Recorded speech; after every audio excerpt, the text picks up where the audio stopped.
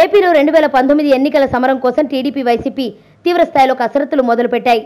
ఇప్పటికే ఈ రెండు పార్టీలు తన వ్యూహాలకు పదును పెట్టే పనిలో పడ్డాయి. టీడీపీ పార్టీ క్యాడర్ ఎన్నికలకు సమాయత్తం కావాలని ఏపీ సీఎం, టీడీపీ పార్టీ అధినేత నారా చంద్రబాబు నాయుడు ఇప్పటికే పిలుపునిచ్చారు.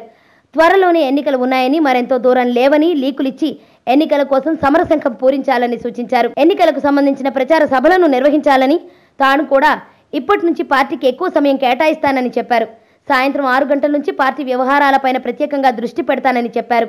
గతేడాదితో పోల్చుకుంటే టీడీపీ ఓట్ల శాతం 16.13 మేర పెరిగిందని, వైఎస్ఆర్ కాంగ్రెస్ పార్టీ ఓట్ల శాతం 13.45 మేర తగ్గిందని, శాతాన్ని మరింతగా పెంచాలని చంద్రబాబు గట్టిగానే పోరాడుతున్నారు. అయితే జగన్ కూడా టీడీపీకి మించి ఎన్నికల కసరత్తులు మొదలుపెట్టారు. ఎవరు ఎక్కడి నుంచి పోటీ చేయాలన్న దానిపై ఎప్పటి నుంచో కసరత్తులు చేస్తున్న జగన్ క్యాడర్ని బలోపేతం చేసేందుకు, వారిలో ధైర్యాన్ని, ఎన్నికల ఊపును నింపేందుకు యాత్రలు కూడా చేపట్టారు. అయితే 2019 ఎన్నికల మేనిఫెస్టోపై కూడా కసరత్తు చేస్తున్నట్టుగా తెలుస్తోంది. వచ్చే ఎన్నికల్లో ఆ 5 సంతకాలతో ఏపీ కొత్త చరిత్ర నిర్మించాలని చూస్తున్నారు. ఇప్పుడు ఆ సంతకాలు ఏంటి అన్న దానిపై సర్వత్రా చర్చ జరుగుతోంది. విశ్వసనీయ వర్గాల సమాచారం ప్రకారం ఆ 5 సంతకాలు ఇవే అని తెలుస్తోంది.